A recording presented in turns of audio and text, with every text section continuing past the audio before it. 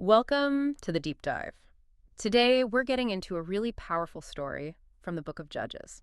It's all about Gideon, and we're working from this really insightful outline from a worship service. It's just packed with lessons, isn't it? Faith, leadership, resilience. Absolutely. And what we want to do today is sort of pull out the core ideas about being watchful, staying unwavering. Yeah. Because these themes, they're not just ancient history. They connect directly to, navigating challenges today in your own life, your work. Totally. Gideon's story gives us this unique angle on grace, courage, and also, maybe more importantly, the pitfalls, the things that can trip you up, even when you think you're doing great. Okay, let's dive in then. So Yeah. Gideon, the description we have is humble, lowly, and without confidence. Right.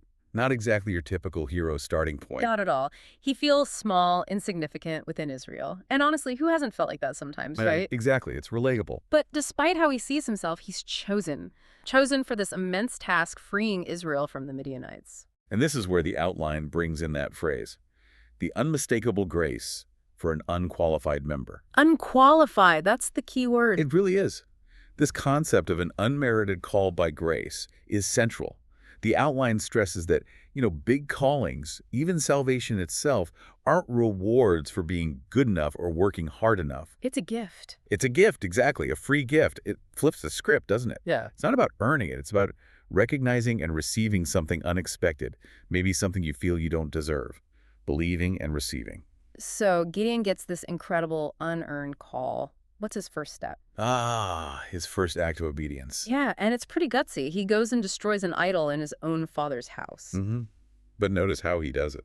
at night, Yeah. which shows, I think, a mix of bravery but also caution. He's trying not to get killed right off the bat. Smart move. And then his father's reaction is crucial. He defends Gideon, basically saying, look, if Baal's a god, let him defend himself. Yeah, that takes the heat off Gideon. It does. And this whole sequence connects to what the outline calls unmixed courage for godliness. Unmixed courage, like pure courage. Kind of. Think of courage like steel. If it's mixed with impurities, fear, compromise, doubt, it can break under pressure. Okay. But this courage, the outline suggests, is different. It's not just human bravado. It's a strength that comes with calling, replacing weakness. It empowers you to root out and to pull down and to destroy. And to throw down, to build and to plant. That's quite the mandate. It is. And it applies beyond just idols, right? It's about having the inner strength, the integrity to tear down what's harmful in your own life or situation and build up what's good, even if it's tough. Right. Okay, so Gideon starts acting. He sounds the call. And get this, 32,000 men show up. Wow. That's a huge response. You'd think, great, problem solved, massive army. You would.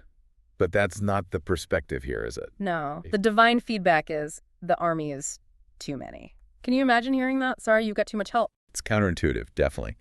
And it leads to this really fascinating process, what the outline calls God's selection.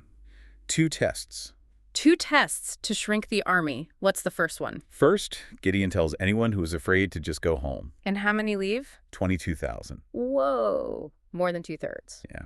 Which, as the outline points out, reveals that many who appear strong are hollow within. A sobering thought about outward appearances. Definitely. So that leaves 10,000. Still a decent number. What's the second test? The water test. How they drink from the river. Okay, how does that work?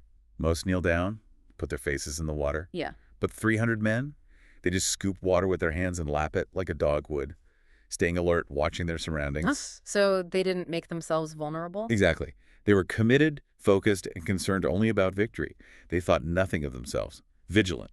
Ready. So from 32,000 down to just 300, incredible. It really hammers home that idea. Quality over quantity, especially when it comes to focus and commitment. And this whole reduction process, it demonstrates what the outline calls unmodified consecration for his guidance. Total dedication. That's it. And look at Gideon's instructions for these 300 guys. Remember, they're not seasoned warriors. Right. No battle experience mentioned. So Yeah. what's the plan? Yeah. Complex tactics? No, just watch me, do what I do, blow the trumpet, smash the pitcher, that's it. Simple. Almost too simple. It requires enormous trust. Absolutely. Pure trust and imitation. It underlines that victory is not by personal might, but through the Lord's power. And the imagery. blowing the trumpet. The outline connects that to sounding the trumpet of the gospel or the word or God's promises. It suggests that proclaiming that core truth, that core message, can actually cause confusion and infighting among the opposition. They defeat themselves. Wow. But achieving that kind of victory requires, again, that unreserved consecration, a complete surrender, laying it all down in the outline, puts it on the altar, no holding back. That takes us to the idea of the unwavering messenger. What makes someone unwavering? Well, the outline points out something interesting about Gideon's beginnings. His journey started with private devotion, quiet time, before anyone even knew an angel had shown up. So it wasn't for show, it was internal. Exactly. It is in such unseen moments of devotion that God begins the making of a messenger. That's a powerful thought. That inner work comes first. And that leads to consistency. Is that the idea? Yes. What the outline calls unceasing sameness as the universal Lord. A leader whose life is transparent. No hidden agendas, no hypocrisy. Someone who can genuinely say, look on me. Watch what I do. Like holding yourself up as an example. Precisely. And the ultimate example, the outline reminds us, is looking unto Jesus, who endured the cross, endured shame, and remained constant. That integrity, built in private, allows for public confidence. But being unwavering doesn't mean it's easy, right? The journey gets tough. Oh, absolutely not easy. The outline highlights this critical moment. Gideon came to Jordan.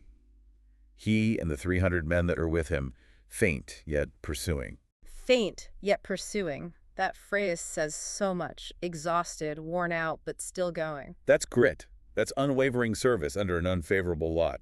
Pushing through when conditions are terrible. And the outline warns against stopping midway. Yes, very strongly. Stopping in the middle of the way is dangerous. It uses that stark story of the young prophet. Ah, the one told not to eat or drink. That's the one. He obeyed initially, but then he stopped to rest, got deceived by an older prophet claiming false instructions, disobeyed God's direct command, and, well, it ended badly for him. A grim warning. It really is. Yeah. The point is crystal clear. Keep going.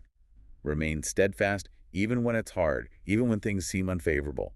Focus on the long game, the eternal realities, as the outline says. That inward renewal keeps you going when the outward self is exhausted. Okay, so Gideon and his 300 achieved this incredible victory against overwhelming odds. They've shown courage, consecration, endurance. You'd think it's all uphill from here. You would hope so. Yeah. But this is where the story takes a tragic turn. After the victory, Gideon asks the men for the gold earrings from the spoils. Okay. A reward? Maybe. How much? A lot. 1,700 shekels of gold. Yeah.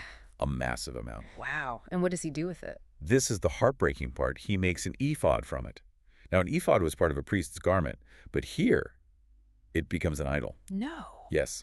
He sets up a shrine, and not just him, his family, and he says all Israel started worshiping this golden object. It became a snare unto Gideon into his house. It's a stark, stark warning. The outline quotes, "Let him that thinketh he standeth take heed lest he fall. Past success is no guarantee against future failure.